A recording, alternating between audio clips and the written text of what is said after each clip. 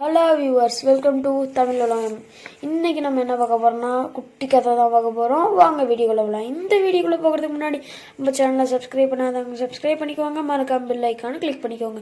இந்த வீடியோ உங்களுக்கு பிடிச்சிருந்தா லைக் பண்ணுங்கள், கமெண்ட் பண்ணுங்கள், ஷேர் பண்ணுங்கள். ஒரு அருமையான கதை கண்ணு நான் படிச்சது.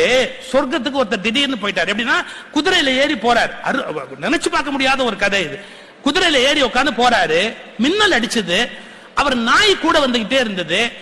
மின்னல் அடிச்சதுல அவர் இறந்துட்டார். இது அவருக்கு தெரியாது. ஏன்னா அந்த கதை அப்படி. அவர் சொர்க்கத்துக்கு போறாரு. குதிரையோட நாயோட மேல போயிட்டே இருக்கிறாரு. ஒரு இடத்துக்கு போனா சொர்க்கம்னு போட்டிருக்குது. அது வாசல்ல ஒரு தண்ணீர் ஊற்று இருக்கு. அவருக்கு தாகமா இருக்கு. நாய்க்கு அதை விட தாகமா இருக்கு. குதிரைக்கும் அதை விட தாகமா இருக்கு. அந்த வாசல்காரன் கேட்கிறாரு, சொர்க்கத்தோட காவல்காரன், எனக்கு தாகமா இருக்கு, தண்ணி குடிக்கலாமா? குடிக்கலாம். என் குதிரையும் தாகமா இருக்கு, தண்ணி குடிக்கலாமா? ஆஹா, மனுஷன் மட்டும்தான் அங்க தண்ணி குடிக்கலாம், குதிரை எல்லாம் குடிக்க கூடாது. அப்ப குதிரையை குடிக்க கூடாதுன்னா நாயை நீ குடிக்க, அது உள்ளே வரக்கூடாது, குடிக்கவே கூடாது. குடி யோசிச்சான். நான் அப்ப குடிக்கல, குதிரையும் நாயும் குடிக்காத போது நான் இங்க குடிக்கல, எனக்கு இந்த இடம் வேண்டாம். இந்த இடத்துக்கு என்ன பேரு அப்படிங்கிறான். சொர்க்கம்ங்கிறான். இப்படி ஒரு சொர்க்கமே எனக்கு தேவையில்லை. அவன் போட்டு இன்னும் கொஞ்சம் போனான். இன்னும் ஒரு 10 மைல் போன உடனே பார்த்தா மறுபடியும் சொர்க்கம்னே போட்டுருக்குது. வாசல்ல தண்ணி இருந்தது. அந்த காவல்காரன் கேட்டான், தண்ணி குடிக்கலாமா? குடிக்கலாம். என் குதிரை குடிக்கலாமா? குடிக்கலாம். என் நாய் குடிக்கலாமா? குடிக்கலாம்.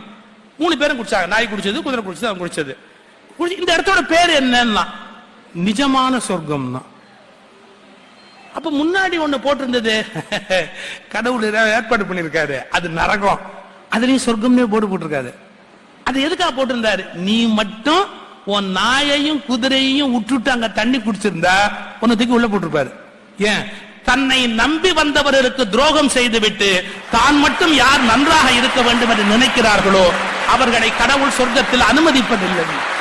நான் வாழ்வது வாழ்க்கை அல்ல, என்னோடு 200 பேர் சேர்ந்து வாழ்வதுதான் வாழ்க்கை. உனக்கு அந்த எண்ணம் இருக்கணும். நான் மட்டும் முன்னேறினா பெரிய விஷயம் அல்ல, என நம்பி இருக்கிற எல்லாருமே முன்னேறு. இதான் முன்னேற்றத்தினுடைய இலக்கணமே. நான் மட்டும் பெரிய ஆளானா என்ன பிரயோஜனம்?